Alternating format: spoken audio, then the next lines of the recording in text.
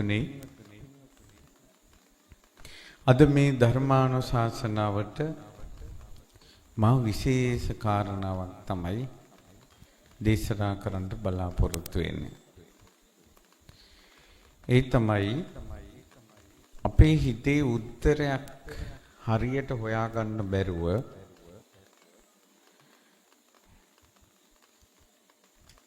අතරමං වෙලා නමුත් විටින් විට මතක් වෙන කාරණාවක්. හැබැයි හැම දිනම දැනගත යුතු කාරණාවක් ඒක. ඒ තමයි පින්වතුනි ගොඩක් මේ අපි කියමු ගත්තොත් එහෙම හතර පොයට සිල් සමාදන් වෙන උපාසකම්ම කෙනෙක්ගෙන් ඇහුවත් උපාසකම්මේ ඔයා මැරුණාට පස්සේ කොහෙද යන්නේ කියලා ඇහුවත් උන් දැගත් කටටම කියනවා බහුතරයක් කොහේ යයිද කියලා දන්නේ නැහැ මැරෙන වෙලාවේ මොනව මතක් වෙයිද දන්නේ නැහැ. අන්න ওই කාරණාව සමාජයේ තියෙනවා. කොහොම මැරෙයිද මැරෙනකොට මොකක් මතක් වෙයිද කියලා. ඉතින් ඒ නිසා අන්න ওই කාරණාව ගැන ලෞතර බුදුරජාණන් වහන්සේ වදාළ අනුශාසනාවක් තමයි අද ඔයාලට දේශනා කරන්නේ. අද මම ඔයාලට කියලා දෙනවා ඔය හැම එක්කෙනාම මැරෙන විදිහ කියලා දෙනවා. අද කියලා දෙනවා ඔයා මැරෙන විදිහ අද කියලා දෙනවා. හැම එක්කෙනාම එක එක්කෙනා ගත්තොත් දැන් ඔයාලට හිතෙන්නේ මං කොහොමද මැරෙන්නේ කියලා. මැරෙන විදිහ කියලා දෙනවා. මැරෙනකොට මොකද්ද මතක් වෙන්නේ? ඊට පස්සේ කොහෙද යන්නේ? අන්න ඒකත් කියලා දෙනවා. ඉතින් මුලින් මතක් කරන්න ඕන කටින මහා පිංකම මේ කාලේ ලංකාව පුරාම කටින පිංකම්. වස්තුම් මාසයක් සංඝයා වස්වසලා වස් පවාරණය කරලා මේ චීවර මාසේ නොවැම්බර් පොහොය වෙනකල් ඒ අතරතුර දවසක කටින පිංකම පැවැත්වෙනවා. ඉස්සර ගොඩාක් මේ කටින පිංකම් වලට රජවරු පවා ආස කළා. දුටුගැමුණු රජුරෝ තමන්ගේ රාජ්‍ය වර්ෂ 24ට කටින පිංකම් 24ක් කළා. නව අවුරුද්දක ඒ කටින චීවරෙත් එක්ක මුළු ලංකාවෙම සංඝයාට තුන් සිවුරු පූජා කළා. දුටුගැමුණු රජුරෝ සද්ධාතිස්ස රජුරෝ 6 වතාවක් ලංකාවේ සියලු සංඝයාට තුන් සිවුරු පූජා කළා. මහා පෙරකුම්බා රජුරෝ එක අවුරුද්දක කටින පිංකම් 80ක් කළා. ඉතින් ඒ නිසා මහවංශේ හරියට මේ කටින පිංකම් කරපු අය ගැන විස්තර තියෙනවා. ඒකට හේතුව තමයි මේක උත්තුංග මහා පිනක්. කටිනානිසංස නම් ඔයාලා අහලා ඇති. ඔයාලට අනිවාර්යෙන් අහන්නත් ලැබෙනවා කටින පිංකම් වලදී. නමුත් කාගේත් අවධානය නොයන සුවිශේෂී පිනක් තියෙනවා. ඒක තමයි අග්‍රම පින. කටින පිංකමක. මොකද ඔය කටින චීවර පූජාවක් කරන්න බෑ උපසම්පදා සංඝයා නැත්තම්. ප්‍රතිපත්ති ගරුක සංඝයා නැත්තම් කටිනයක් කරන්න බෑ. උපසම්පදා පැවිදි උපසම්පදාව රැකගෙන නැත්තම් වස් සමාදන් වුණේ නැත්තම් තුන් මාසේ වස් රැක්කේ නැත්තම් වස් පවාරණය කළේ නැත්තම් චීවර මාසය තුල ඒ චීවර පූජාව කළේ නැත්තම් කටින චීවරයක් පූජාවක් ගිහියට කරගන්න බෑ. සම්පූර්ණයෙන් කටින චීවර පූජාවට අනුග්‍රහය දක්වන්නේ ඇත්තටම බැලුවොත් සංඝයා මිසක් ගිහියා නෙවෙයි. කටින චීවරය කියන එක කඩෙන් අරන් වුණත් පූජා කරන්න පුළුවන්. හැබැයි අර ප්‍රතිපත්තිය තියෙන භික්ෂුවට විතරයි. එක ආරාමික එකයි. ඉතින් කෙසේ නමුත් මේ කත්න චීවර පූජාවකින් ලැබෙන උතුම් ආනිසංස එකක් විතරක් මම කියලා මම මාතෘකා කරගත්ත දහම් පරයයට මං එනවා. ඒ තමයි පින්වතුනි තුන්සිත පහදවගෙන සංඝයා කෙරෙහි අතිශයින් ගෞරවයෙන් සංඝ ගෞරවයෙන් ශ්‍රද්ධාවන්ත කෙනෙක් පූජා කරන කටින චීවර පූජාවෙන් රැස් වෙන පිනට පුළුවන් එයාට නිවන් අවබෝධ කරන්න තියෙන අවස්ථාව ආරක්ෂා කරනවා. ඔය අහලා ඇති මහා මෙරක් වගේ වජ්‍රමය පර්වතයක් වගේ සොලවන්න බැරි සිඳින්න බැරි මහා පිනක් රැස් වෙනවා කියන අර්ථයෙන් ඔය කටින කියන වචනේ දෙනවා. සොලවන්න බැරි මොකද්ද? සිඳින්න බැරි මොකද්ද? ඡේදනී කරන්න බැරි මොකද්ද? නිවන පිණිස තියෙන පින. ඔබ සංසාරේ කරපු ප්‍රාර්ථනාවකින් හෝ ඔයාලා සංසාරේ කරපු තුම් පිනකින් හෝ පුණ්‍ය කර්මයකින් හෝ ඔයාට නිවන් දකින්න පිනක් තියෙනවා නම් ආන්නේ පින වෙන කිසිම දෙයකින් හානියකටපත් වෙන්නේ නැතුව ඒ පින ආරක්ෂා කරලා ඔබව නිවන කරා යොමු කිරීමේ බලයක් කටින චීවර පූජා පිනක තියෙනවා. නිවන් දකින්න පින සොලවන්න දෙන්නේ නැහැ. නැත්නම් ශ්‍රද්ධාවන්ත කෙනෙක් පූජා කරන කටින චීවර පූජාවෙන් රැස් වෙන පිනට පුළුවන් එයාට නිවන් අවබෝධ කරන්න තියෙන අවස්ථාව ආරක්ෂා කරනවා. ඔය අහලා ඇති මහා මෙරක් වගේ වජ්‍රමය පර්වතයක් වගේ සොලවන්න බැරි සිඳින්න බැරි මහා පිනක් රැස් වෙනවා කියන අර්ථයෙන් ඔය කටින කියන වචනේ දෙනවා. සොලවන්න බැරි මොකද්ද? සිඳින්න බැරි මොකද්ද? ඡේදනී කරන්න බැරි මොකද්ද? නිවන පිණිස තියෙන පින.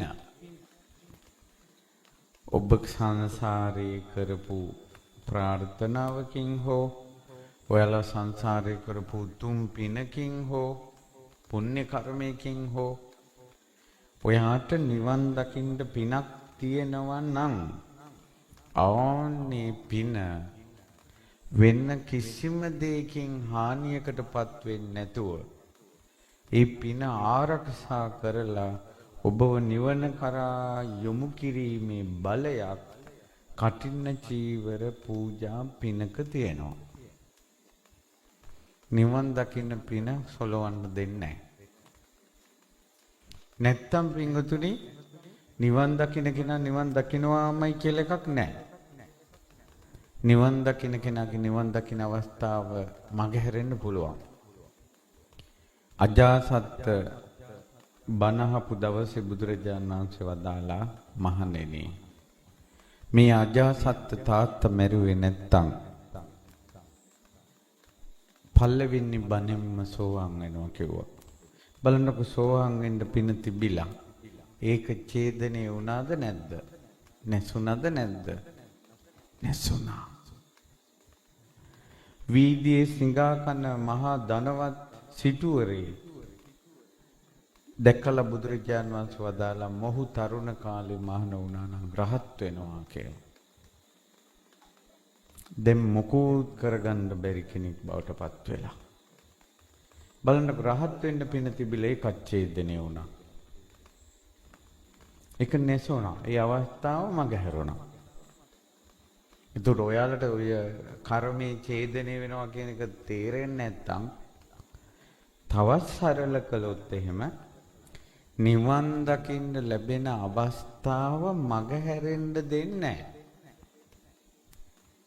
ඒ වගකීම ගන්නවා චිත්ත ප්‍රසාදයෙන් සංඝ ගෞරවයෙන් කරන කටින චීවර පූජාවේ පින. ඇයි මම මේ වචන ටික බර කළා කිව්වේ චිත්ත ප්‍රසාදයෙන් සංඝ ගෞරවයෙන් කියන එක බර කළේයි මම. මේ මහා පෙරහැරින් කටින චීවරේ රැය පාන්දර වඩම්මලා ලක්ෂ ගණන් වියදම් කරලා පින්කම් කරලා මා හරසරින් චීවරේ පූජා කරනවනේ කටින චීවරේ. ওই චීවරේ පුරවන්නේ සංඝයානේ. ඒකට කටින චීවරේට වඩා වටින්නේ සංඝයා. කටින චීවරේ ගෙදර තිබිලා බුද්ධ පූජාව තිබ්බා කියලා සාංගික දානයක් පිනේ නැහැ. හැබැයි ওই සිවුර පෙරෙව්වොත් සංඝයා වහන්සේ නමක් සාංගික දානෙ පිනේනවා. ඒතර කටින චීවරයට වඩා වටින්නේ සංඝයා. ඔච්චර හිසේ තියාගෙන ගෙනල්ලා පූජා කරන සිවුර පොරවන සංඝයාට ඔය කටවල වලින් දොස් කියන්න ගත්තට පස්සේ ඇද්දකුද කියන්න ගත්තට පස්සේ තුන් සිත පහදවගෙන කියන කාරණාව නැසිලා යනවා. කටිනේ කළාට කරපු අයම ආයෙ බයිනවා. එතකොට යා කාටද ඒ චීවරේ ගෙනල්ලා තියෙන්නේ එහෙනම්? අපිට පින්වතුනි සංඝයාගේ ඇදපුද දැක්කා හිතුවා කියලා අපි සුගතිය යන්නේ. හැබැයි සංඝ ගුණ හිතුවොත් සංඝයා සරණ ගියොත් එයා සුගතිය උපදිනවා. ඒතකොට සුගතිය උපදින්නේ සංඝයා ගැන තියෙන පැහැදීමෙන් ගෞරවයෙන් නම් ඔබ හොයන්න ඕනේ සංඝයා ගැන පැහැදෙන දේවල්. සංඝයා ගැන ගෞරවය ඇති වෙන දේවල් ඔයා හොයන්න ඕනන්නේ. ඒත් මේ Facebook YouTube වලින් දුවේ පුතේ ඔයාලා හොයන්නේ සංඝයා ගැන පැහැදෙන දේවල්ද අපැහැදෙන දේවල්ද? අද සමාජයේ සංඝ ගුණ නෙවෙයි දාන්නේ අගුණමයි. කොහේ හරි කවුරු හරි අන්දනියක් කඩාගෙන මොකක් හරි තට්ටයක් ගාලා කහපාට වස්ත්‍රයක් පොරවගෙන බිව්වොත් ඔන්න හාමුදුරුවෝ නම බිව්වා. කොච්චර ප්‍රතිපත්තිගරුක හාමුදුරුවෝ ඉන්නවද? එතකොට ඒකයි මං කිව්වේ සංඝ ගෞරවය. අපි ඇත්තටම හාමුදුරුවෝ සුද්ධ කරන්න ගිහියන්ට ලොකු දෙයක් කරන්න දෙයක් නැහැ. මේ බුද්ධ ශාසනය පිහිටවපු ලෞතර බුදුරජාණන් වහන්සේ වදාලා මේ බුද්ධ ශාසනය සාගරයක් වගේ. මේ සාගරේ මලකුණු රඳින්නේ නැහැ.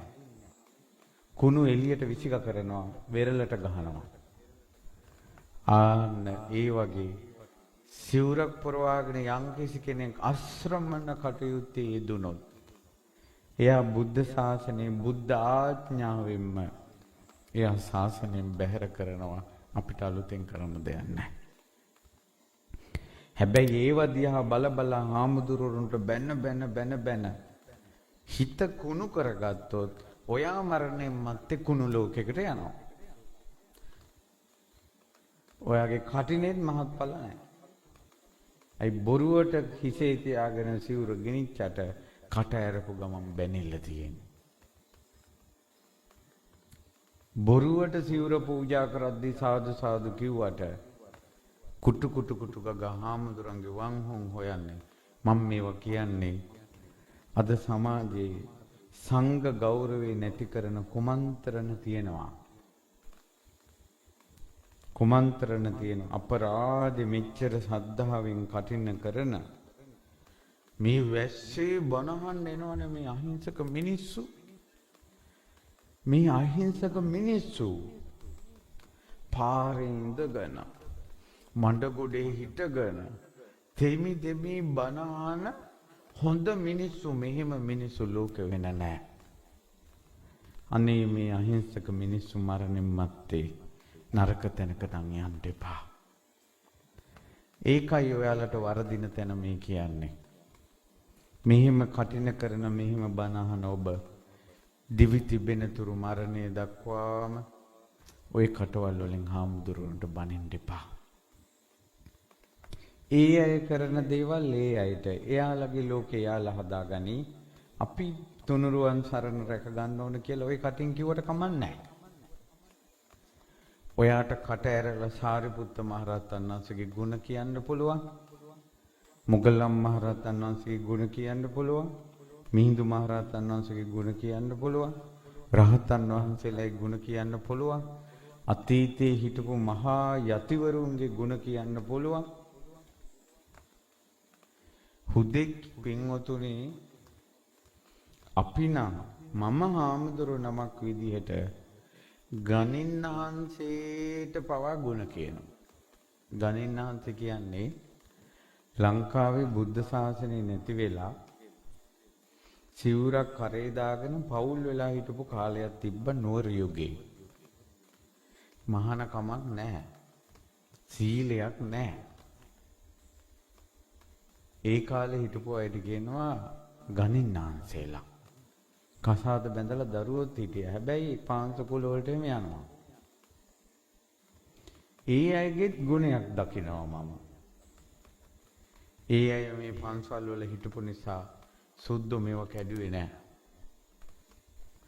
ආය ලංකාවට උපසම්පදාව ඇවිල්ලා පිරිසිදු සංඝයාට වැඩ ඉන්න පන්සල් ටික රැකුණා. පුස්කොළ පොත් ටික රැකුණා. චෛත්‍ය ටික කඩන්න දෙන්නේ නැතුව බේරුණා. බෝධි කපන්න දෙන්නේ නැතුව බේරුණා. පැහැදිලි නේද මම කියන එක? පන්සල් ටික රැකුණා. දළදා වහන්සේ රැකුණා. ඉතින් ගණින්හන්සේගෙත් තියෙනවනේ පින්වතුනි ගුණයක්. ඊට පස්සේ මම කියන්නේ සංඝසරණ රැක ගන්න කටින කරනවා නම් හිසේ තියාගෙන සිවුර ගේනවා නම් සාදු කිය සිවුර පූජා කරනවා නම් ලක්ෂ ගණන් වියදම් කරලා පින්කම් කරනවා නම් සතියෙම පින්කම් කරලා කටිනේ පුදනවා නම් ඔය කටින් මොකද ඒ සිවුර පොරවන කෙනාට දොස් කියන්නේ? ඒකයි මම මේ සුද්ධ කරන්නේ. පින්වතුනි මහානකම කියන එක හරි දුර්ලභ දෙයක්. හාමුදුරන්ගේ වැරදි ඕපදූප දැක්ක ගමන් අපේ මිනිස්සු කට ඇරිය ගමන් කියන ශාසනය කන්නේ නැතුව ඔවුන් සිවුරු ගලවලා පන්නන්න තියෙන්නේ කියලා ගිහි මිනිස්සු කියනවනේ. ෆෝන් පාවිච්චි කරන ළමා අපිට දන්නවා ওই වගේ සිද්ධියක කමෙන්ට් වලදී හරියට බයින් එක තමයි තියෙන්නේ ඕක සිවුරු ගලවලා පන්නපල්ලා කියලා. දැන් ඔයාට සිවුරක් දාගන්න දවසකටවත් වාසනාව තිබ්බද? මිනිස්සු කියනවා අනුන්ගෙන් කාලා ඔය උන්නාන්සේලා.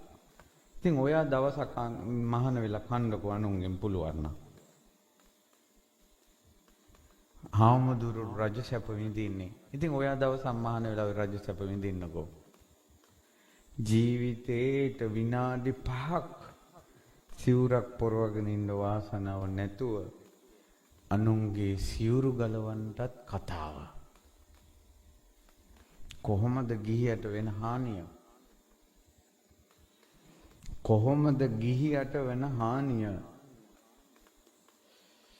පව් මේ අහිංසක මිනිස්සු දන්නේ නැති නිසා වරදිනවා.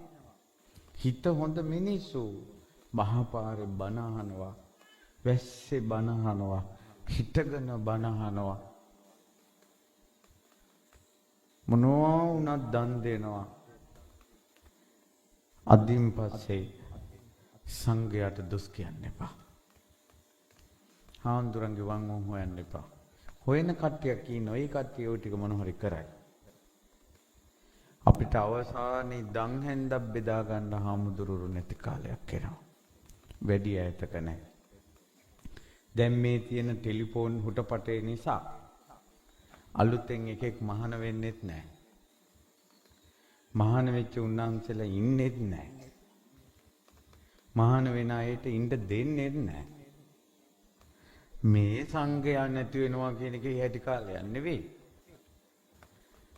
මෙතන වරද්දාගෙන කෙනෙක් මැරිලා පෙරේතෙක් වුණොත් පැන් වඩලා පින් දෙන්න දානයක් දෙන්න හාමුදුරු නමක් හොයාගන්න නැති වෙයි. දානයක් දෙන්න හාමුදුරු නමක් හොයාගන්න නැති වෙයි. අපිට ඕනේ පින්වතුනි මේ වංහොන් පිරිහෙනකොට හැමෝම පිරිහෙනවා ආමුදුරුවරු විතරක් නෙවෙයි. ගිහියා පවා. ගිහි මිනිහටත් පන්සිල් පද පහරක ගන්න බෑ. තමන්ගේ ගෑනිට විතරක් ආදරය කරගෙන ඉන්න බෑ. වෙන ගෑනුත් ඕන. කසාද බැඳලා කට පියාගෙන ඉන්න බෑ. ගෙවල් වල රණ්ඩු. ඉතින් ගිහියටත් හිනේ වැදිලා තියෙන්නේ. හාමුදුරුවෝ නමකට වෙච්ච එකක් විතරක් නෙවෙයි මේක. ඒ නිසා ඔයාලට පහදින්න සංඝය ඕන තරම් ඉන්නවා. සමහර මිනිස්සු කියනවා ඔය උන්ට වඳින්න එපා පව් සිද්ධ වෙනවා. ලු මිනිස්සු කියනවා. අපි කියමු එක හාමුදුරුවෝ නමක් ඉන්නවා දුස්සීලයි. කිසිම සීලයක් රකින්න නැති කෙනෙක් ඉන්නවා කියන්නකෝ. ඊයාගේ වැදූ මව් මගේ බුද්ධ පුත්‍රයන් වහන්සේ කියලා වැදූ මව් ඒ හාමුදුරන්ට වඳිනවා. ඒ අම්මට ඒ වන්දනාවෙන් පව් රැස් වෙනවද පින් රැස් වෙනවද? කියන්නකෝ. බුද්ධ පුත්‍ර සංඝයාට වැඳීමේ පින රැස් වෙනවා. ඒකට වැදූ මවත් වැඳට පස්සේ පින් රැස් වෙනවා නම් මිනිස්සු සංඝයාට වැඳීමෙන් රැස් වෙන කුසලයේ ගැන කවර කතාවද? ඒ නිසා කට තියෙන පළියට කියන්න එපා. කම් තියෙන පළියට ඕපදූප අහන්නත් එපා. ඇස් තියෙන පළියට කුණු බලන්නත් එපා.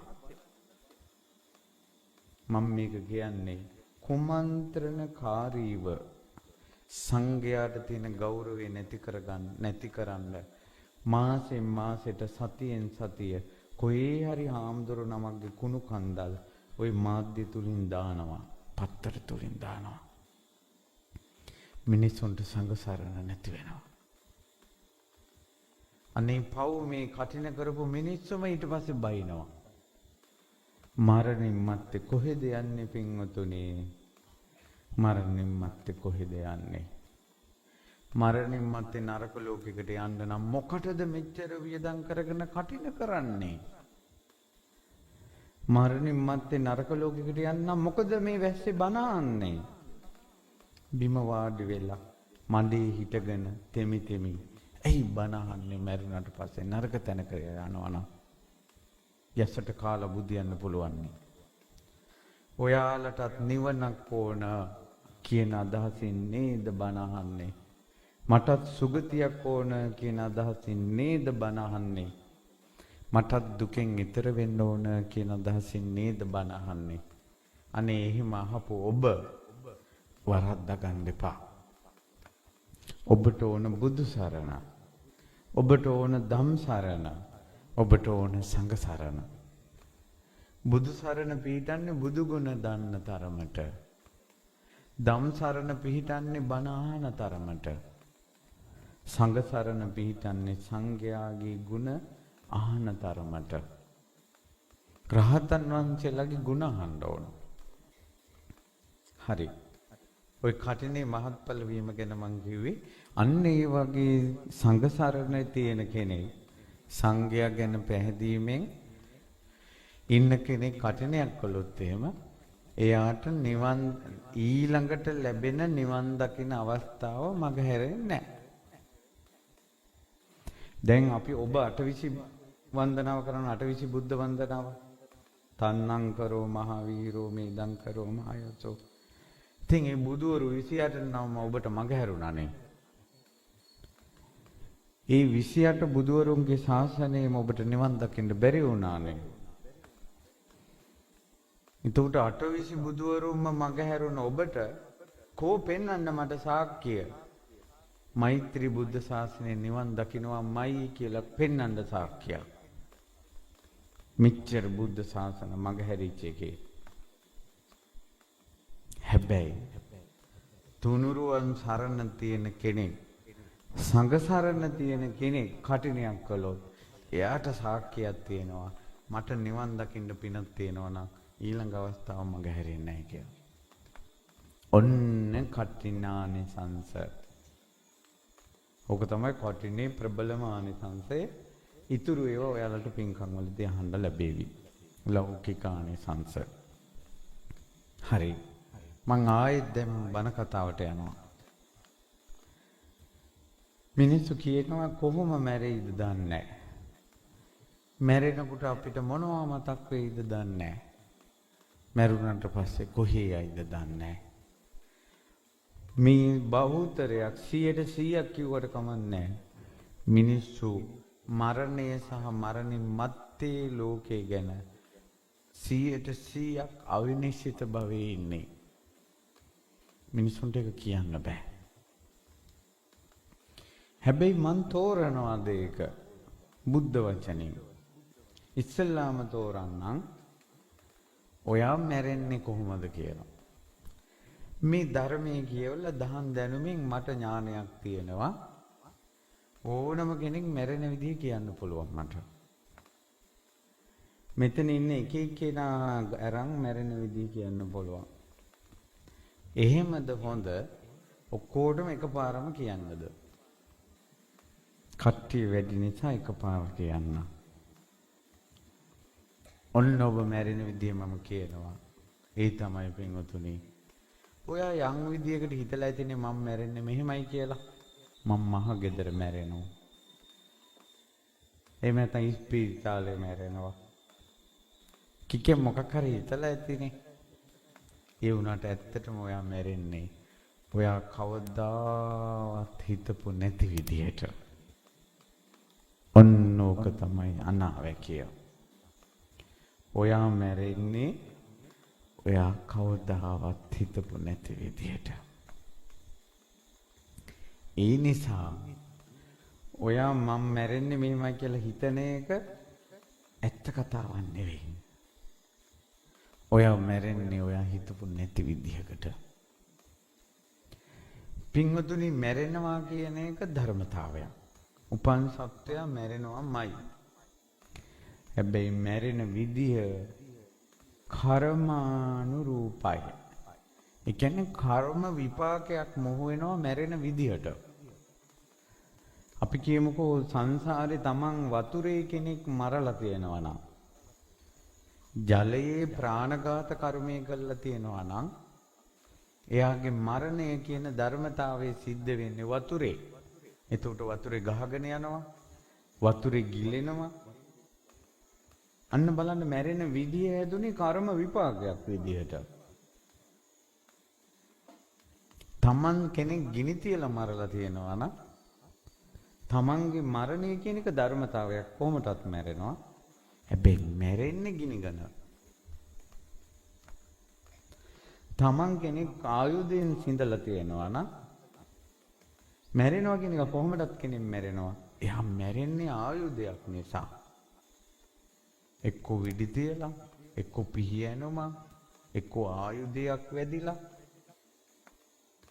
සංසාරේ අනුන්ට විස දීලා තියෙනවා නම් විස කවනවනේ මිනිස්සු. එතකොට තමන්ගේ මරණේ කර්ම විපාකයක් විදිහට වසක් විසක් කැවිලා මැරෙනවා. අනුන්ට වස නොදුන්න කෙනෙක් කිසිසේත් වස විස කැවිලා මැරෙන්නේ නැහැ. වසක් විසක් කැවිලා මැරෙන්නේ තමනුත් සංසාරේ දීලා තියෙන නිසාමයි. ඔය මිනිසුන්ට හදිහුණියන් වදින්නේ කිම? සංසාරේ අපිත් අනුන්ට පොල් ගහලා තියෙන නිසාමයි. අනුන්ට වින කරලා තියෙන නිසාමයි මේ ජීවිතේ අපිටත් වින වදිනවා. අනුන්ට නොකරපු දෙයක් අපිට එන්නේ. අපිට ලැබෙන්නේ දුන්න දේවල්. දීලා තියෙන වසනම් අපිට වස ලැබෙනවා. දීලා තියෙන ගිනි නම් අපිටත් ගින්න ලැබෙනවා. ඒ නිසා පින්වතුනි ඔබ පිළිකාවකින් මැරෙයිද? heart attack වලින් මැරෙයිද? මොකකින් මැරෙයිද කියන එක ඒක තීරණය කරන්නේ කර්මානුරූපව කර්ම විපාකයක් විදියට. පිළිකාවක් හැදිච්ච කෙනෙක් වෙන්න ඕන කවුරු හරි අපි කිව්ව මොකක් හරි අසනීපයකින් ගමේ ස්පිරිතාලේ ඉඳලා ටවුන් එකේ ස්පිරිතාලෙට ලෙඩක් ගෙනියනවා. මඟ ගිලන් රත්තේ දොර ඇරිලා ලෙඩා එළියට විසි වුණා. ඔළුව වැදිලා මැරුණා. බලන්න හිතුවේ අර ලෙඩෙන් මැරෙයි කියලා නේද? මැරුණේ කොහොමද? ওই බස් වලින් පෙරලිලා මැරෙන මිනිස්සු ඔයාලා දැක්කනේ පහුගිය කාලේ බස් වල පෙරලෙනවා. ওই මිනිස්සු ජීවිතේට හිතුවදෝ ගුවන් යානාවල මැරෙනවා දැක්කනේ. ජීවිතේට ওই මිනිස්සු හිතුවදෝ ළමාලා අපිට ස්විමින් pool වල නාන්න දානවා. ඕකේ මැරෙයි කියලා ජීවිතේට හිතුවද? දැක්කද? ඒ නිසා පින්වතුනි මැරෙන්නේ කර්ම විපාක විදිහට. තව කර්ම විපාක එනවා දික්ඨ ධම්ම විදිහේ කර්ම විපාක එනවා.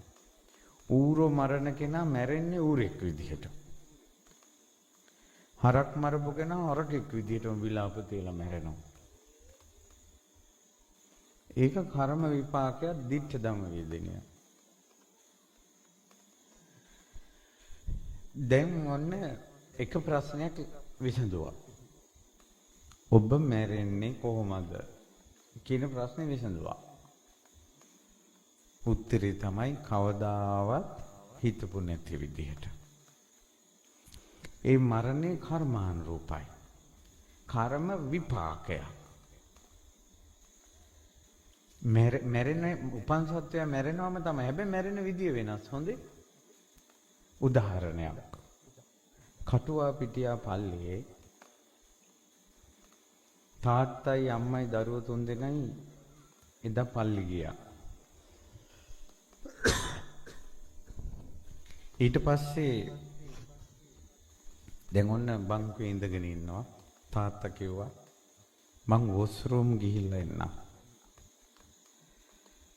වොස්රූම් ගිය අතරේ බෝම්බේ පිපුරුවා. අම්මයි දරුවෝ තුන්දෙනයි කුඩු. සවලට තමයි මස් එකතු කරලා තියෙන්නේ. ඉතින් ඒ මිනිස්සුන්ගේ අවසන් කටයුතු කළා තාත්තා. දවස් දෙකක් කල්පනාවේ හිටියා. ගේ පිටිපස්සේ කෝච්චි පාර එන කෝච්චියට බෙල්ල තිබ්බා. ඔළුව අතන කඳ මෙතන. මැරෙන මිනිහා මැරෙනවාම නම් ඉතින් අතන පුපුරන්න එපා. මං කියන එක තේරෙනවනේ? නෑ.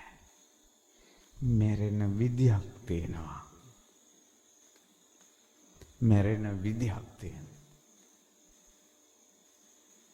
මුගලන් දැන් රහතන් වහන්සේලා පිරිනවම් පානවනේ තේජෝ ධාතු සමාපත්තියට සංවැදිලා. භාග්‍යවතුන් වහන්සේ ගසක් මුල සැතපෙලා. ආනන්ද ස්වාමීන් වහන්සේ අහසේ. සරියුත් මහ රහතන් වහන්සේ නිවසේ.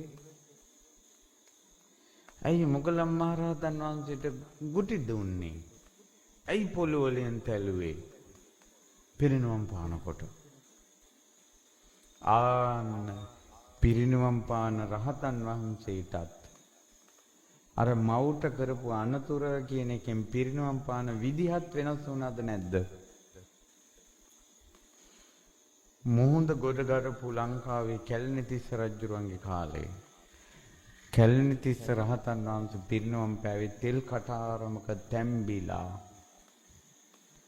සංසාරේ කිරිහට්ටි උණු කරන කිරියකකට මැස්සෙක් දැම්මා කියන කර්මය ඒ විදියට ඇවිල්ලා රහතන් වහන්සේ පිරිනවම් පාන විදිහ වෙනස් වුණා. ඕවත් එක්ක බලනකොට අනාදිමත් සංසාරේ හොඳ නරක දෙකම කර කර තරහ වෛරයෙන් හිතේ කැකෑරී තියෙන මේ මිනිස්සු කොයි විදිහට මැරෙයිද කියලා කවුද දන්නේ පින්වතුනි? සමහර මිනිස්සු පන පිටින් පණුව ගහනවා. ලෙඩ ඇඳේ අවුරුදු ගණන් ඉන්නවා. අපි එපා කිව්වට බෑ. කර්මානුරූපයි. හරි දැන් වැඩි විස්තර ඕනෙත් නැහැ. දැන් ඊළඟ ප්‍රශ්නෙට යමු. මැරෙනකොට මොකද්ද මතක් වෙන්නේ? ඔයාට. ඒකට උත්තරයක් හොයාගන්න ක්‍රමයකුත් තියෙනවා. හැබැයි ඊට කලින් වෙනම තව උත්තරයක් දීලා ඉන්න ඕන. මැරෙනකොට මතක් වෙන දේ හරියටම කියන්න පුළුවන් වෙන්නේ මැරෙනකොටම තමයි. අලියෙක් ඉස්සරහට આવොත් ඔයා මොකද්ද කරන්න කියලා ඇහුවට මං දැන් උත්තර දෙන්නේ මේ බුදුවේ ඉඳලා. අලියා දැක්කට පස්සේ මෙයාට සුළු දිය පහ වෙයිද? අලියා දැක්කට පස්සේ මෙයාට ගල් ගැහිද? මෙයාට කතා කරගන්න බැරුව ගොළු වෙයිද? අලිමන්තරයක්වත් මතක් වෙයිද? සමහරවිට මෙයා දැකලා අලියා දුවයිද? වෙන්න බැරිද? එතකොට අපිට ඒක කියන්න බෑ අලියා ඉස්සරහවට පස්සේ මොකද්ද හිතන්නේ කියලා ඒ වෙලාවේ. ඒ වගේ තමයි මැරෙනකොට හිතන්නේ මොකද්ද කියලා දැන් හිතලා තියන්න බෑ. හේතුව හරියටම දැන් මැරෙනවා කියලා අපි දන්නේ නැති නිසා. දැන් අර බස් එකෙන් පෙරලෙනකොට මේ මිනිස්සයාට ඔක හිතන්න වෙලාවක් තියනවද?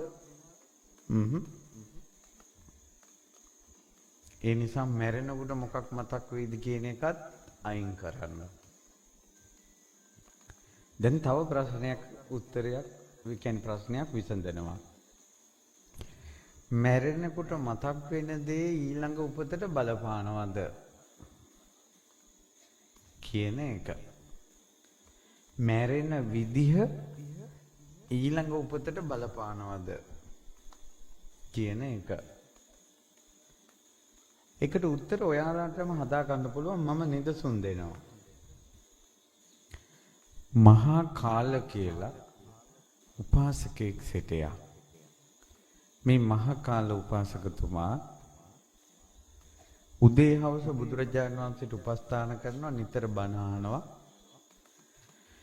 බණ අහලා හවස් වෙලා ඇඳිරි යාමේ ගෙදරට යනවා. දවසක් කොහොම බණ අහලා යද්දී හොරු කට්ටියක් මෙයාගේ ඔළුව කුඩු වෙන්න ගැහුවා. ගහලා චප්ප කළා මරලා දැම්මා. දැන් මට කියන්න එයා මැරුණාට පස්සේ දෙවියන් අතර ඉපදුනේ. දැන් මට කියන්න මේ උපාසකතුමාගේ මරණය සුවදායකයිද කුරිරුයිද? කුරිරුයි. සුවදායකයිද වේදනාකාරීද? වේදනාකාරී. ඔළුවට පොළු වලින් ගහනකොට සාදු සාදු කියනවද? විලාප තියෙනවා. නමුත් එච්චර කුරිරු විදියට මැරිලත් ඉපදුනේ දෙව්ලොවනේ. අන්න මැරෙන විදිහ, මැරෙනකොට විඳින වේදනා ඊළඟ ජීවිතෙත් එක්ක සම්බන්ධ නෑ කියන්න එක උදාහරණයක්. අපි කියමුකෝ මොකක් හරි මහා පව් කර ඉන්න මිනිස්සෙක් ඉන්නවා. ගොඩාක් පව් කරපු මිනිස්සෙක් ඉන්නවා කියන්නකෝ. එයා කරන්ට් එක වැදිලා මැරෙනවා. විනාඩියෙන් දෙකකින් මැරෙනවා. තප්පරයකට මැරෙනවා කියන්නකෝ. තුට එයාට විඳවන්න විලාප තියන්නවත් වෙලාවක් තිබ්බේ නැහැ. ඉක්මනට මැරුණා කියලා දිව්‍ය ලෝකයයිද කියන්නකෝ. එහෙම යන්නේ. ඒ නිසා මැරිලා උපදින තැනක් ලෙඩ ඇඳට තල්ලු කරන්න එපා. දැන් නටන්න තියෙන නාටකම් ටික ඔක්කොම නටලා මැරෙනකොට මොනව මතක් වෙයිද දන්නේ නැහැ කියලා අර මැරෙන වෙලාවට මේක බෝලේ පාස් කරන්න එපා. ඒ මැරෙන වෙලාව කියන එක අදාළම නැහැ. මම තව උදාහරණයක් ඔයාලට දෙනවා. ලාදුරු රෝගියෙක් හිටියා. මේ ලාදුරු රෝගියා එයා ඇඟිලි කුණු වෙලා නාන්නේ හිඟන්නේ. ගන්ධසාරේ බෑ මැස්සෝ අහනවා.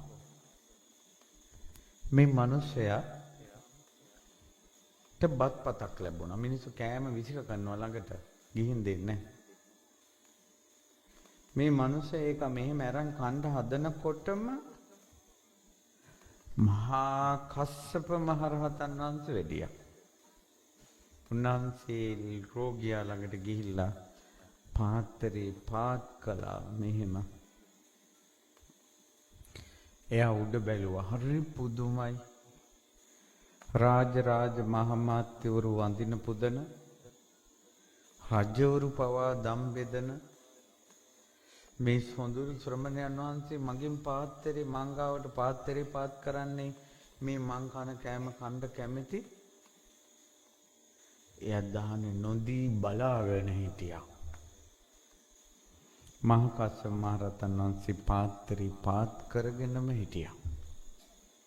අර මිනිස්සයා ඒ බත්පත අරන් මෙහෙම පාත්‍රයට දානකොටම කුණු වෙච්ච ඇඟිල්ල ගැලවිලා පාත්‍රයට වැටුණා. ඇඟිල්ල කුණු වෙලා. ඊට පස්සේ මොකද උනේ? මහා කස්සප මහ රහතන් වහන්සේ එයාට පේන්නම ඇඟිල්ල පැත්තකින් තියලා දානේ වැළඳුවා. මේ මිනිස්සයා කුණු වෙච්ච අතින්ම වැඳගෙන බලාගෙන හිටියා. මොකුත් දේශනා කළේ නෑ බණ. මොකුත් කතා කළේ නෑ මහා කස්සප මහ රහතන් වහන්සේ. උන්වහන්සේ පාත්‍රය සෝදාගෙන වැඩියා. මේ මිනිස්සයාට ওই කෑමක් හම්බුණාමයි ওই මිනිස්සයා බඩගින්න හිටියේ.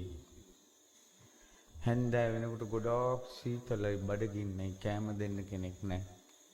රෑ හීතලේ බඩගින්නේ මැරුණා. සීතලේ බඩගින්නේ මැරෙනවා කියන එක කොච්චර වේදනාකාරකද? බඩගින්නේ මැරෙනවා කියන්නේ බඩගින්න කියන්නේ එකපාර එන එකක් නෙවෙයිනේ. ඇවිත් වේදනාව දෙනවනේ. සීතල ඇඟ වෙවුලවනවනේ. ඒ මිනිස්සයා ඉතිවිසෝ ගාතාව කියන්න දන්නවද? අනිත්‍ය කියලා සිහි කරන්න දන්නවද? බන දන්නවද? ඒ මිනිස්සයා මැරිලා යන ලෝක ගැන දන්නවද? ඒ මිනිස්සයා කොච්චර පණ බේර ගන්න වේදනාවෙන් ඉඳලාද මැරුණේ? දුක් සහිත විඳවන මරණයක්. මැරිච්ච ගම දෙවියන් අතර ඉපදුණා. දිව්‍ය රාජේ. ඒ නිසා මැරෙනකොට මරණීය වේදනාකාරී වුණා කියලා. මරණය කියන එක ලෙඩ ඇඳේ ඉඳලා මැරුණා කියලා. පිළිකා හැදිලා මැරුණා කියලා. හොරි දද වන කුෂ්ඨ හැදිලා මැරුණා කියලා. ඒ මැරෙන විදිහ ඊළඟ උපතට බලපාන්නේ නැහැ. මරණයේ වේදනාකාරී වීම බලපාන්නේ නැහැ. මම උදාහරණ දුන්නේ චත්තමානවකට බුදුරජාණන් වහන්සේ පන්සිල් පිහිටෙව්වා. තුනුරුවන් ගුණ ගාථා වදාලා. චත්තමානවක යනවා. යනකොට පොළු ගහලා පොල්ලකින් ගහලා අතේ තියෙන කුදුරගෙන සාක්කි නැති වෙන්න මැරුවා. ඒතුට චත්තමානවක පන්සිල් පද පහයි තුනුරුවන් සරණයි ගත්තා මිසක් අනිත්‍ය ගැන දන්නේ නැහැ. උපන් සත්වයා මැරෙනවාමයි මේ ජීවිතයේ අනිත්‍යයි තප්පරයට අතාරින්න ඥානයක් චත්තමානවකට නැහැ. චත්තමානවක hina වෙවි මැරිච්ච කෙනෙක් නෙවෙයි. සාදුකිය මැරිච්ච කෙනෙක් නෙවෙයි. වේදනාකාරී මරණයක් චත්තමානවකට තිබ්බේ. මරණින් මත්තේ ඉපදුනේ දෙවියන් අතර. ඒ නිසා මේ මැරෙනකොට මොනවා මතක් වෙයිද? මං කොයි විදිහට මැරෙයිද? ඕවා කිකියා ඉන්නේ මේ මිනිස්සුන්ගේ තියෙන අඥානකමට. ඒක මිනිස්සුන්ගේ නුවණක්කාර වචන නෙවෙයි. ධර්මයේ නොදන්නාකම. හැබැයි මිනිස්සෙකුට අහිංසකව ඒ සිතිවිල්ලක් එන්න පුළුවන්. මං කොයි විදිහට මැරෙයිද? මැරිලා කොහේ උපදීද? ওই සිතිවිල්ල මිනිස්සෙකුට එන්න පුළුවන්. මං හිතනවා මෙතන ඉන්න මිනිස්සුන්ට එනවමයි ඕක මටත් එක්කම. මටත් හිතෙනවා. මටත් හිතිලා තියෙනවා. එදා ලෞතර සම්මා සම්බුදුරජාණන් වහන්සේ කපිලවස්තුවේ වැඩ සිටියේ. මහානාම කියන ශාක්‍යයා බුදුරජාණන් වහන්සේ බැහැ දකින්න ඇවිල්ලා අහනවා, ස්වාමීනි භාග්‍යතුන් වහන්සේ, මම බුදුරජාණන් වහන්සේ ඇසුරු කළා, මනෝභාවනීය භික්ෂුන් ඇසුරු කළා, හරි චිත්ත ප්‍රසාදයෙන් හරි සැනසීමෙන් මම මේ ආරාමෙන් පිට වෙන්නේ, නිග්‍රෝධාරාමයෙන්. ඒ වුණාට ස්වාමීනි මං කපිලවස්තු නගරයට යනකොට කුලප් වෙච්ච ඇත්තු ගොඩක් ඒ හුටපට වලට මටත් මැදිහත් වෙන්න වෙනවා. දැන් මේ වාහන තියෙනා වගේ එදා වාහන තියෙන ඇත්තු වාහන නැත්තු වලින් තමයි බලවත්තු යන්නේ, නැත්තුන්ගේ උඩ.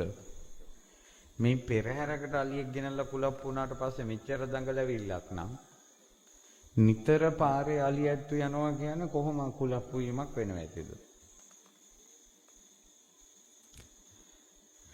ඊට පස්සේ අස්පයෝ කුලප් වෙනවා. ගවයෝ බැඳපු කරත් යන්නේ ගවයෝ කුලප් වෙනවා.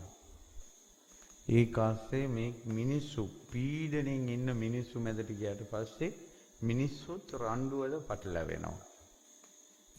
අනේ ස්වාමීනි බණ අහලා හිත පහදවගෙන යන්න මට ඔය මිනිස්සු ගොඩ මැදට ගිහිල්ලා ඔය අවුල් වලට මාවත් පටලැවෙනකොට මට බුදුරජාණන් වහන්සේ මතක් වෙන්නේ නැහැ.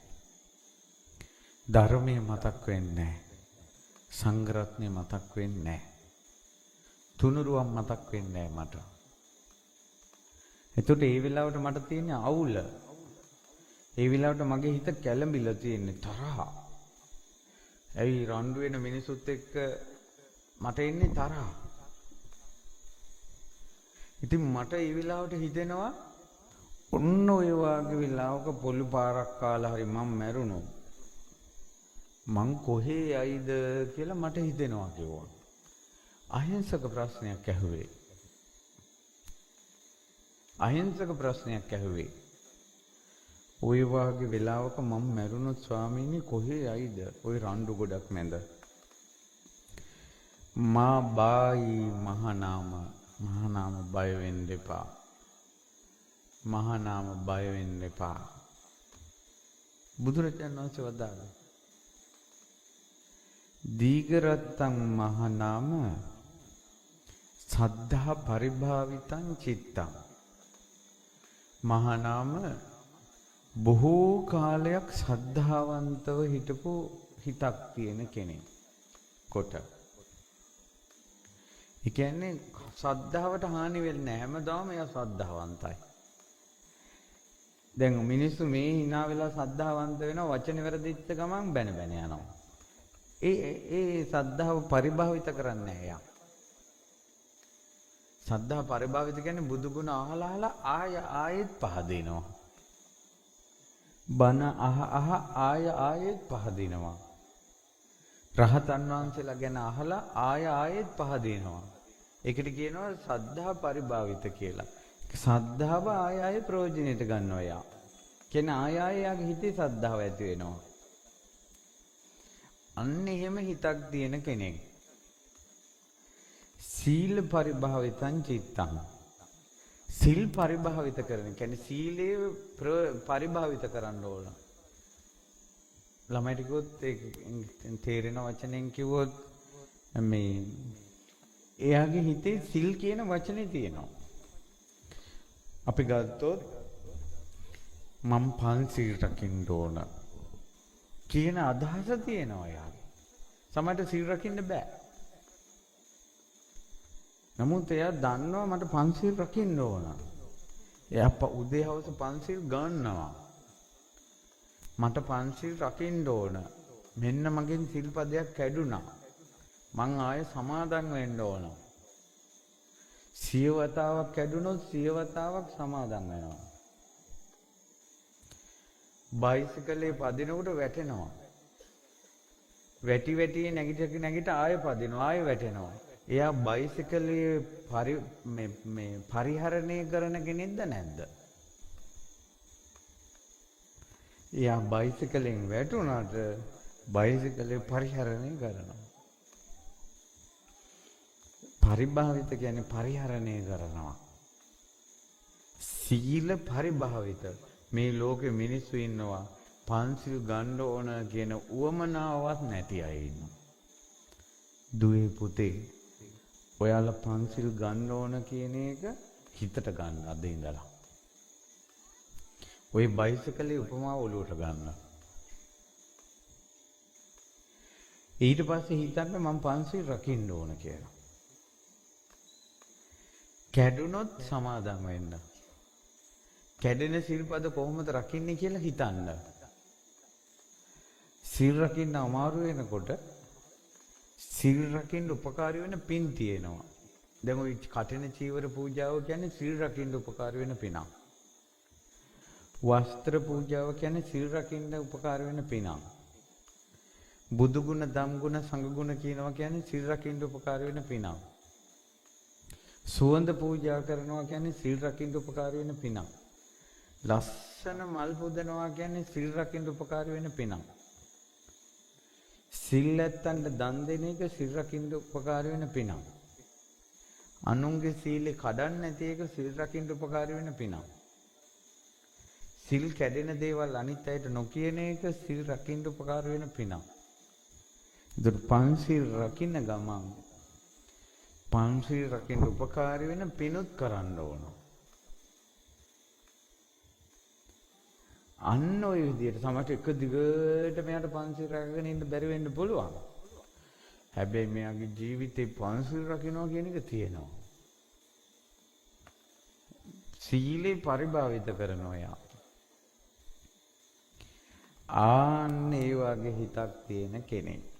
සද්ධා සීල ශ්‍රුත. ශ්‍රුත කියන්නේ ධර්මයේ ඇසීම. දහම් කරුණු මතක තබා ගැනීම. නැවත නැවත බණ අසන. නැවත නැවත බණ පොත් කියවන. නැවත නැවත දහම් කරුණු හිතට ගන්න. ඒකට කියනවා ශ්‍රුත. ඇහුවා ඉවරයි නෙවෙයි ආය අහනවා. ඒකට කියනවා සුත්ත පරිභාවිත. අමතක වෙනවා තමයි. දැන් බණ අහනවා අමතක වෙනවා. ආය අහනවා. අමතක වෙනවා කියලා බණ අහන එක නතර කරන්නේ නැහැ. ආය අහනවා. ඒතර බණ ඇසීම කියන ශ්‍රුතය එයා පරිහරණය කරන කෙනෙක් එයා. සුත්ත පරිභාවිත. මේ වචනට හොඳට අහගන්න.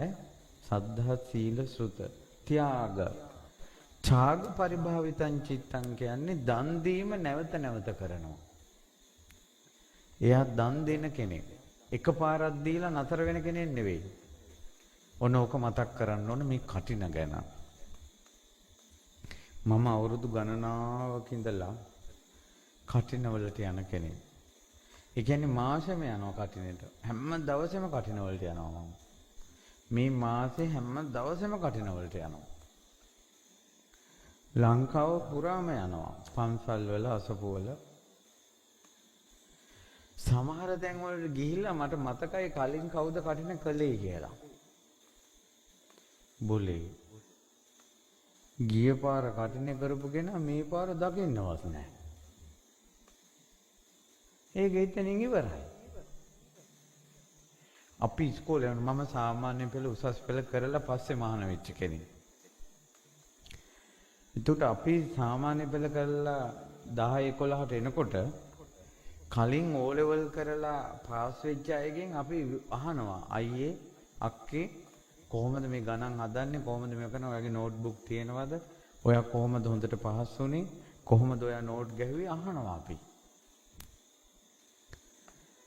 අපි විභාගේ පාස් වුණාට පස්සේ අපේ නංගිලා මල්ලට අපි කියලා දෙනවා මම O level පාස් වුණාට පස්සේ මං උසස් පෙළ කරන ගමන් O level ළමයිට ක්ලාස් කළා ගමේ මගේ දැනුම යායට මං දුන්නා උඹලා පාස් වෙනිල්ල කියලා විභාගෙ ලියන ඉස්කෝලේ යන අපි අතරක් තියෙනවා එකිනෙකාට උදව් කර ගැනීම ඒ නිසා කටිනියක් කරලා මගේ කටිනිය ඉවරයි කියලා පැත්ත ගහන්න නැතුව ඊළඟ පාර කටිනිය කරන කෙනාට උදව් වෙන්න. ඒ කටිනිය කරන කාලෙට ඇවිල්ලා පන්සල සුද්ධ කරන්න. තින්ත ගාන කොඩි දාන වගේ කොටසක් ඔයත් බාර ගන්නයි. ඔයත් කටිනියක් කරපු කෙනෙන්නේ. ඔයාගේ කටිනේට අනිත් අය උදව් කරනකොට ඔයාට කොච්චර හයියක්ද ඒක?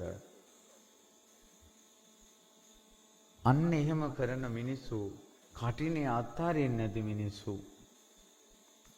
දන් දීම අත්හරින්නේ නැති මිනිස්සු නැවත නැවත දෙනවා. ඡාග පරිභාවිත, ප්‍රඥා පරිභාවිත, පඤ්ඤා පරිභාවිතං චිත්තං. මැරෙනවා කියන එක නිතර හිතනවා. ඒක ප්‍රඥාවට අයිති. මේවා දාලා යන්න වෙනවා කියලා නිතර හිතනවා. ප්‍රඥාවට අයිති. අටලෝ දහම එනවා කියලා නිතර හිතනවා. ප්‍රඥාවට අයිති. ඔයාලගේ ළමයි ගෙදර 4 දෙනෙක් හිටියට ওই ළමයි ලෝක 4කින් ආවේ. උන්ගේ ගති ගුණ 4ක්. මේක ලෝක ස්වභාවය කියලා හිතනවා. ප්‍රඥාවට අයිති. ආන්න නැවත නැවත ප්‍රඥාව පරිභාවිත කරනවා.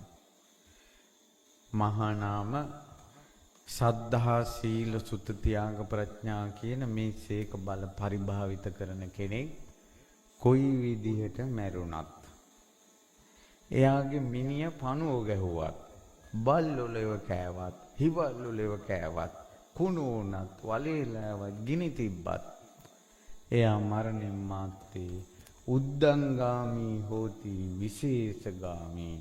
උඩටයි යන්නේ විශේෂයකටයි යන්නේ. නෝ අපායන් දුග්ගතින් මිනිපාතං ගච්ඡේය. අපායට යන්නේ දුගතියට යන්නේ. මේ සුද්ධ සිංහලෙන් මොකද්ද මම මේ කියන බණ කියන්නේ? ඔයාලා මැරිලා ඉපදෙන තැන හැදෙන්නේ ලෙඩ ඇඳේ නෙවෙයි, දැන් ඉන්න විදිහත් එක්කයි. දැන් ජීවත් වෙන විදිහට ඔයාගේ දිව්‍ය ලෝකේ අපාය හැදෙන්නේ. ඒ නිසා කොයි විදිහට මැරෙයිද, මැරෙනකොට මොනව මතක් වෙයිද, කොහේ යයිද, ඕවා උත්තර නැති ප්‍රශ්න විදිහට පැත්තකට දාලා පන්සිල් පද පහවත් රැක ගන්න නැතුව ජීවත් වෙන්න එපා. බුදුරජාණන් වහන්සේ දේශනා කරන මහා නාම තෙල් පුරවපු කලයක් තියෙනවා. මහා නාම මිනිස්සෙක් මේ තෙල් පුරවපු කලේ කට වහලා වතුර ඇතුළටම ගෙනියලා කඩනවා. කඩනකොට වලං කැබිලි ටික ඇතුළට ගිහිල්ලා තෙල් ටික උඩට එනවා.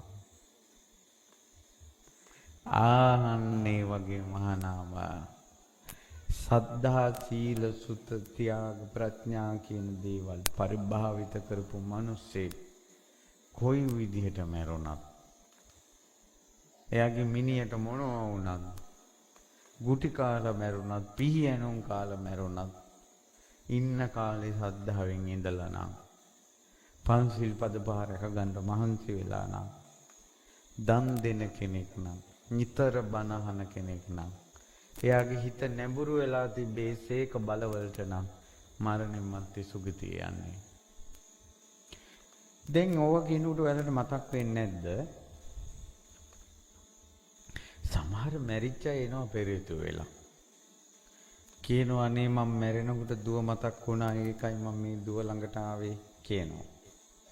ඔය කතාව පෙරේතයනි කිව්වේ. අපි ඔය gediya පිටින් ගිලින්න හොඳ නැහැ. එයාට පේන දේ එයා කියන්නේ. ඔය ආච්චි ඔහොම කිව්වට මැරෙන වෙලාවේ දුව මතක් වුණා කියලා ඔය ආච්චිගේ ජීවිත කතාව බැලුවොත් ඉන්න කල් දරුව මැත්තේ මැරිච්ච ආච්චි කෙනෙක්. ඉන්න කල්ම දරුවෝ මැත්තේමයි නැහුනේ. ආයි මැරෙනකොට මතක් වෙච්ච කතාවක් නෙවෙයි ඔතන තියෙන්නේ. මැරෙනකොටත් ඒකම තමයි මතක් වෙන්නේ. ඉඩම් වලට ඉන්න කල් ඉඩම් මැත්තේමයි.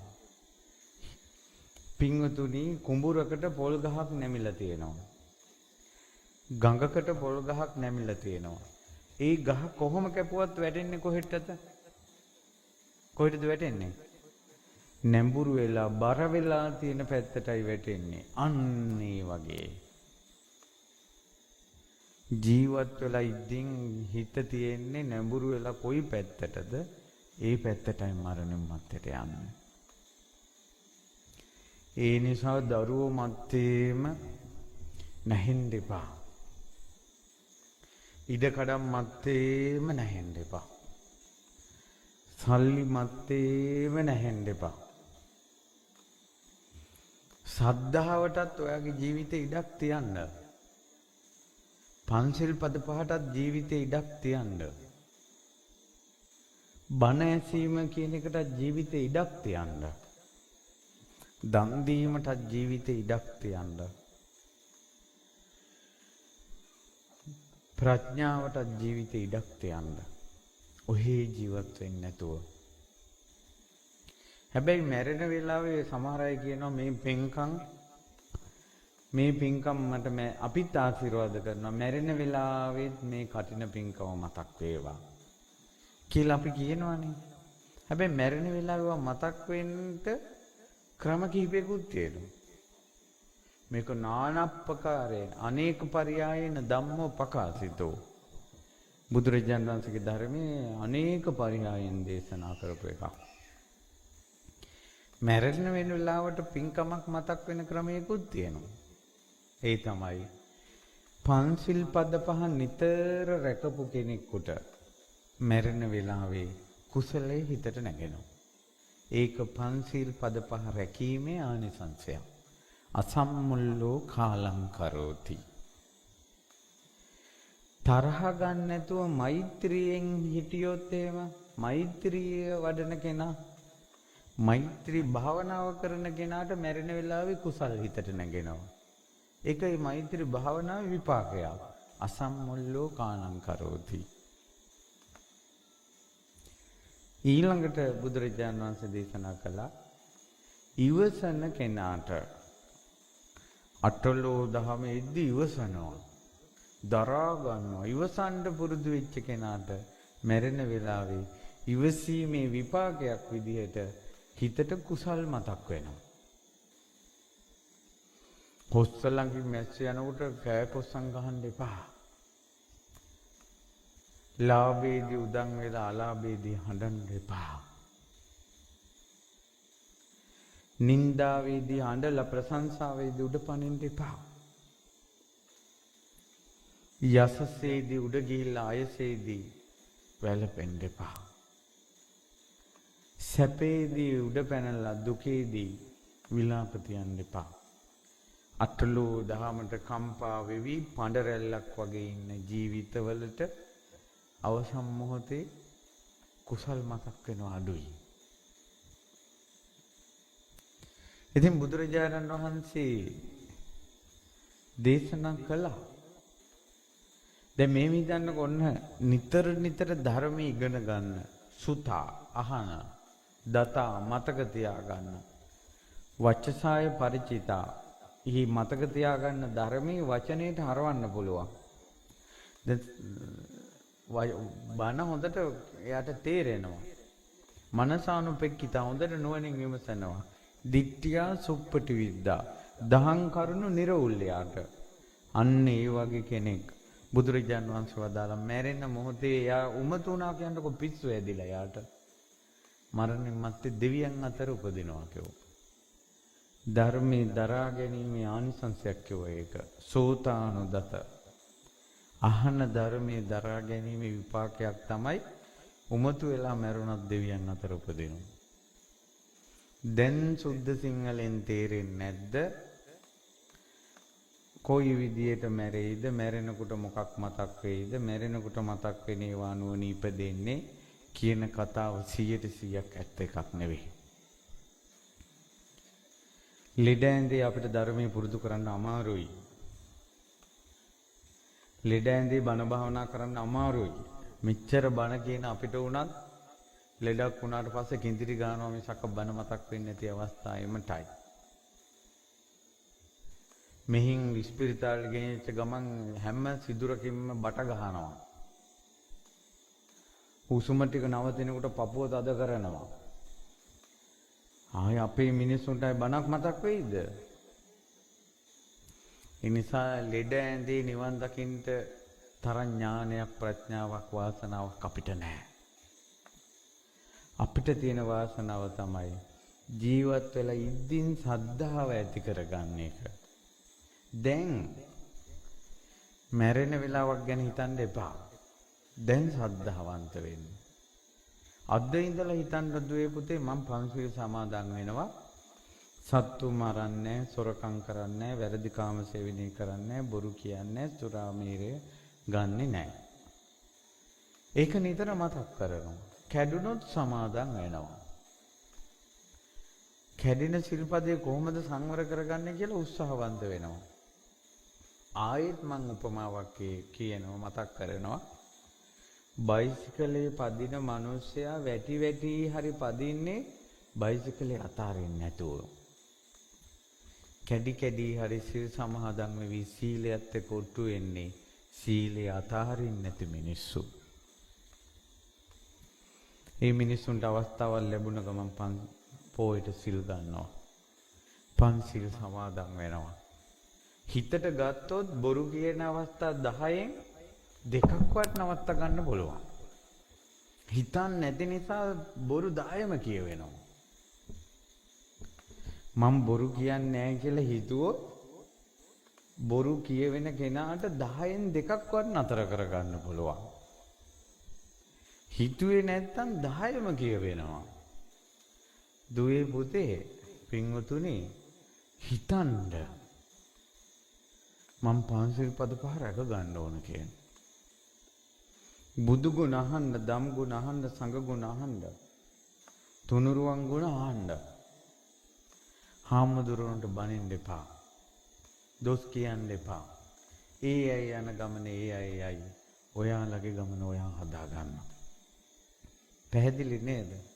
ඒ නිසා මම හිතනවා තව පැය ගණන් වරු ගණන් බණන් ඕනේ ඔය ඩිංගිත්තම තේරුනොත් හොඳටම ඇති. ඒ තමයි මනුස්ස ලෝකේ සද්ධා, සීල, ශ්‍රුත, ත්‍යාග, ප්‍රඥා කියන කාරණා පහට ඔයා තැනක් දෙන්න. කරන කටිනේ සද්ධාව ඇති වෙන විදිහට කරන්න. සිල් කඩාගෙන කටිනේ කරන්න අත ගහන්න එපා. බීලා පෙරහැරේ ඇවිල්ලා. එහෙම නෙවෙයි පන්සිල් පද පාවල් රැකගෙන ඔය සිවුර අරන් එන්න. හොඳට බණ අහන්න. දන් දෙන්න. ධර්මය අහලා නුවණ වැඩි කරගන්න. ඔන්න ඔය ටික පුරුදු කරගෙන හිටියොත් ඔයා කොයි විදිහට මැරුණට පස්සේ නරක තැනක යන්නේ නැහැ. ඒ නිසා ඔබ අප කාටත් සද්ධා, සීල, ශ්‍රුත, ත්‍යාග, ප්‍රඥා කියන ගුණධර්ම දියුණු කරගන්න වාසනාව ලැබේවා කියලා ආශිර්වාද කරනවා. ඒ වගේම මේ කටින පින්කම ඉවරයිද තියනවද? ඉස්සර